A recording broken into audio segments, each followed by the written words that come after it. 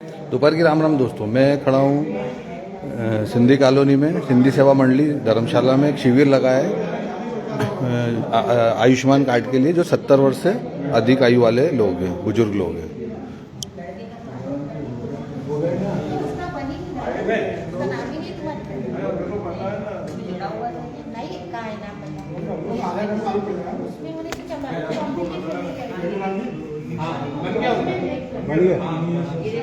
सुबह बना दिया मैंने। नहीं इंदौर में है, इंदौर से। सर, ये जो आयुष्मान भारत निरामयम जो योजना है, तो इसके बारे में क्या कुछ जानकारी दे सकते हैं? भारत सरकार की योजना है।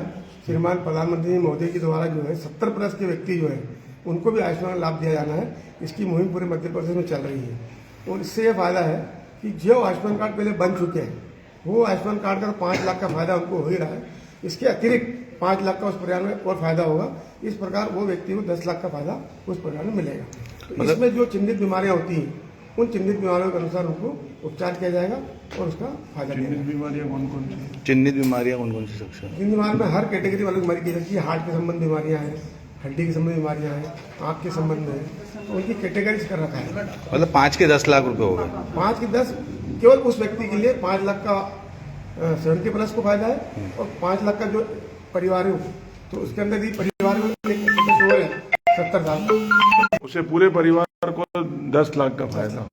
इसमें किसी प्रकार की कोई कैटेगरी नहीं दी है, किसी प्रकार की कोई बोरी क्या है कि इनकम टैक्स पेमेंट की नहीं है। और सर, एक सवाल और था आपसे कि जैसे कहीं एक्सीडेंट होता है तो रास्ते में कोई प्राइवेट हॉस्पिटल पड़ता है तो वो सीधे ना सरकारी में पहुंचा देते हैं कि, तो उसके लिए कुछ प्रावधान है कि नहीं है? जैसे पंपूरी वालों ने सीधे वहां भेज दिया था। इसमें प्रावधान ये है कि जैसे किसी का भी एक्सीडेंट हो पर नियर बाई अस्पताल में कोई जाता है तो उसकी मानवता के नाते भी और उसकी ड्यूटी बनती है कि उसका पहले प्राथमिक उपचार करे और ऐसा लगता है कि प्राथमिक उपचार उसको रेफर करना है तो वो रेफर करे।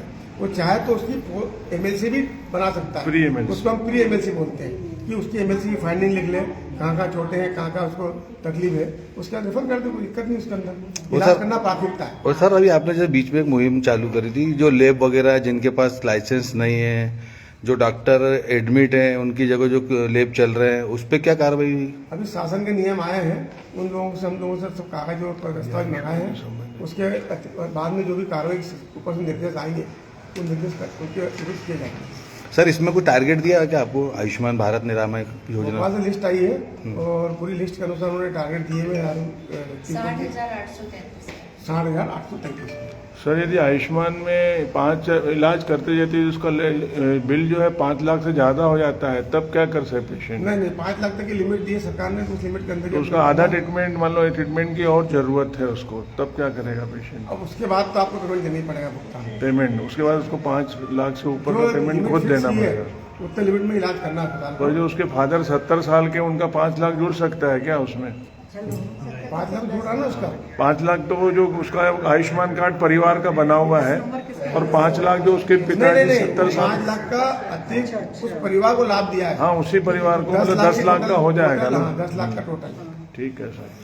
तो ये सर थे हमारे विभाग की से जानकारी दी। सर वो है एक परिवार जो पापा है सर, तो एक परिवार है, तो एक परिवार में बुजुर्ग 70 साल का है, वो पहले परिवार में सम्मिलित था। हाँ। तो 5 लाख का लाभ मिलेगा। अब दादा का बन गया तो दादा के लिए 5 लाख अलग रहेगा और 5 लाख परिवार के लिए, वो सिर्फ दादा के लिए है। हम वही पूछना चाहते हैं कि उस परिवार में यदि 10 लाख का उसको लाभ परिवार को, 10 लाख तो दादा को 5 लाख का अलग से मिलेगा। 5 परिवार को अलग अलग है ना, मतलब वो 5 लाख उसके इलाज में मतलब ज्यादा लगते हैं, 5 लाख तो जुड़ेंगे नहीं ना? नहीं जुड़े ये जाना।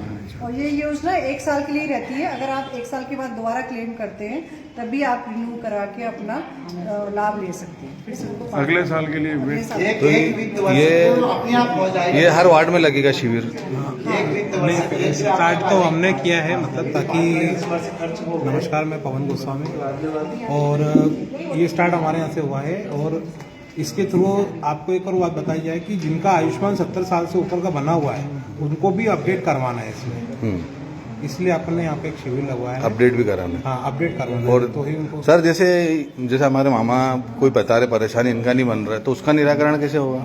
ये क्यों नहीं बन रहा है? एक ही मान लो उसमें घुसता समय आईडी में या आधार कार्ड में या कुछ चेंजेस हो गया, अपडेट नहीं हो पा रहा होगा, तो अपडेट करा बन जाएगा। वो बता ही नहीं रहे ना सर कि इसको अपडेट कराना है, जबकि उनको जब बनाने जा रहे हैं तो उनको ये जानकारी देना चाहिए कि क्या अपडेट नहीं है। 70 नहीं है सर, 70 नहीं बनेगा ना। केवाईसी तुम अनाज लेते हो कि नहीं मामा? केवाईसी कराना पड़ेगा, केवाईसी होगी और आपको वो पर्ची कटेगी अनाज की, जी जी। उसके बाद दो।